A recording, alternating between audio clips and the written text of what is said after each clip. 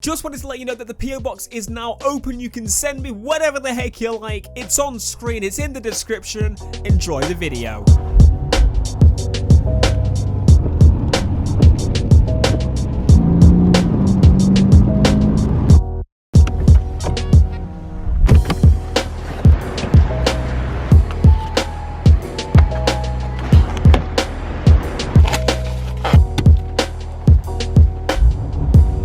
I was going to make this video outside my car, walking around my car, and then it started to rain. It's really badly raining today. I asked Alexa, what's the weather going to be like today? Alexa replied saying, oh, it's going to be mostly cloudy with showers. It's not stopped raining this morning. Right, anyway, let's get out of here. Let's get up out of here. What I wanted to talk about today is a few things to do with Lexus. Hasn't got a name yet. Lexi 2 has been thrown around. Some kind of thing related to, I don't know.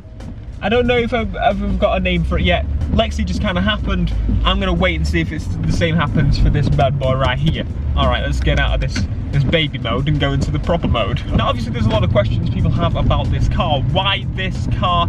And I've kind of went over some of the stuff beforehand when it was when I first did the reveal. But I kind of wanted to do a proper little video here talking. Oh my God, there's another Lexus. Not an RC though. You never see any RCs. Never mind RCFs. So anyway, talking about what is going on with it. Why this car? Why the RCF? Because Top Gear hated it. Clarkson hated it. But then he loved the GSF, which is practically the same car, it's just the 4-door version. Anyway, an IS 300H. Still looks very sporty, even though it's a freaking hybrid. Okay, let's get on with it. Why not the M3? Why not the M4? Why not the Audi? Whatever. Now, I have said this time and time again, I love Lexus. Why do I love Lexus more than I love BMW and Audi? Even though I've tried BMW and Audi, people still ask, you know, why did you go to that? And I mean, I guess I understand that, going from the Germans to the Japanese Americans, if you will. I can't give you an exact reason as to why I prefer it. And I think it boils down to the fact that in the UK, in the UK, we're in like a automatic at the moment. Yes, it's an auto. But in the UK, we get a hell of a lot of German cars, whether that be premium cars like Mercedes, Audi, BMW, or whether that be smaller like hatchbacks like Golfs. I didn't want one of those. I really didn't want one of those German, you know, cars, because everybody has one. Everybody has one of those cars, and I'm sick to death of seeing them. Which is where Lexus came in. It's the premium brand that's made in Japan, that's made it for the American market, educated by Europeans, because obviously it's trying to be a European car. Let's face it, it's trying to match those Europeans. That's its market. It's trying to match them. So it's basically the combination of all cars I would want. That's why I want this car. I am fed up of seeing so many German cars on the road. Like, you've got to understand that because Germany, we're in the European Union, we get German cars. She showers my bubble. You have to realize that every single day we see countless German cars. Whereas you guys, it's like on the other side of the planet. In America, in whatever country you're in, German cars are like exotic to you. They have like the best finance deals you can get in paying like 0 APR, so they just shove them out like I don't know what. It's ridiculous. Do I hate German cars? No, I love German cars. The BMW I had was one of my favourite cars I've owned thus far, and the Lexus was also. And as I keep saying, it's a combination of all of those, and it's probably the perfect choice, honestly. The only better choice I could think is probably the LFA, but I'm not buying an LFA anytime soon. That's for damn sure. Now, obviously, there's going to be people curious as to why I didn't go with the Nissan GTR, which I totally get. The Nissan GTR is pretty much one of probably the go-to car once you have this certain amount of cash to spend on a car. So why didn't I get a GTR? Now, I could very much say that it's because I want to be the same as everybody else, and that is one of the big reasons. As much as I love the GTR, it's overdone to jack. Like, it's so overdone that I am bored of seeing it on YouTube. And it would have probably gotten me more views. Yes, there's more I can do to it. Yes, but that's why I wanted this. It's unique, it's different. The way I'm explaining it to myself. Now, I know a lot of people are going to disagree with me with this. This is a premium GT86. Now, I know you're probably screaming in the comments that I'm a moron, but if you think about it, right, it's very, very similar. It's basically like a cousin. It's very similar.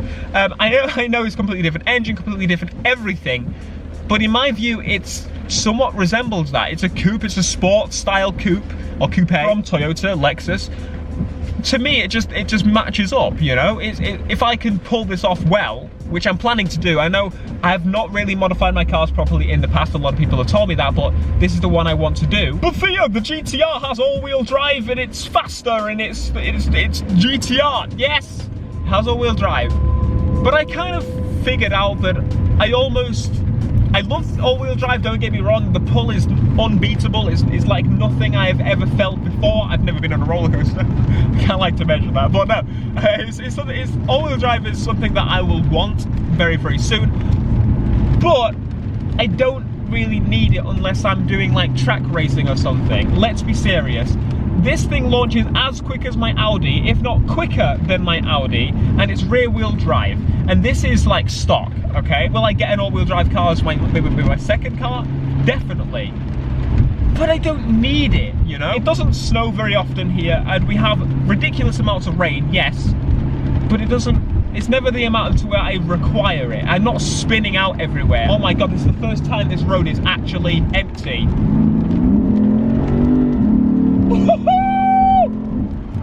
Speed limit, beautiful. I love this car.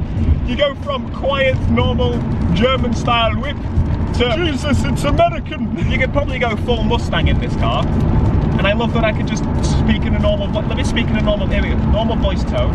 Hey, how's it going? We're talking in a normal voice tone and you can still hear me. It's quiet, it's awesome. And then you can put your foot down after as well. Just so you know, a lot of the beeping and stuff, it's just to tell me like lines on the road and stuff. It has all the fancy tech except like auto controlling of the cars and such, but I don't need that. I want to drive myself, you know? Oh my God, I cannot wait to get an exhaust on this thing. It's going to sound incredible. Not that it doesn't already.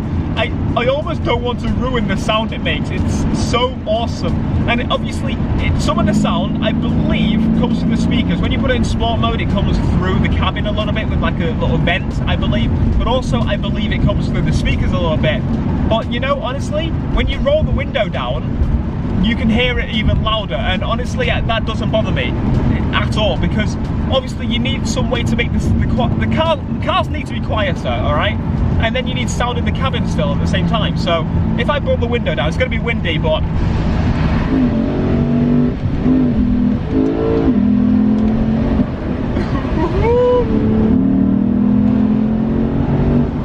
I understand why people are frustrated with my decision, but my decision is my decision. From what I've actually experienced thus far, I've never experienced anything like this before. It's just it's the perfect balance. It has both quiet, normal car and stupid at the same time. It's difficult for me to explain how this car makes me feel, but over time, that's going to get easier. Over time, I'm going to be able to tell you a little bit more.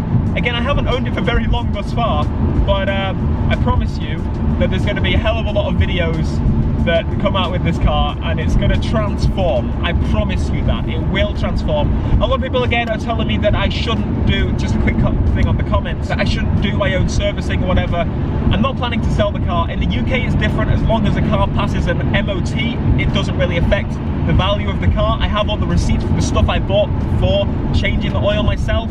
You know, if I was private selling to somebody, I could be like, okay, I did this, and I've personally, you know, paid the same amount for someone's car that they did their own servicing. UK is very different because we have that security of the MOT.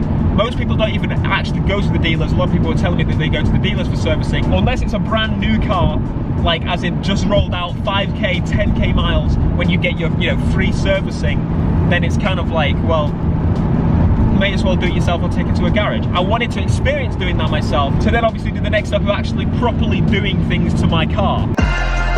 I'm out on Barr, so I gotta be But be sure to let me know your thoughts down below in the comments. I love to hear your feedback and that sort of thing, so we can have discussions like this video. It's pretty much just a discussion video. Anyway, remember, PO Box is now open. Details in the description if you want to see them. Subscribe if you are new, and I will see you guys in the next video. Peace.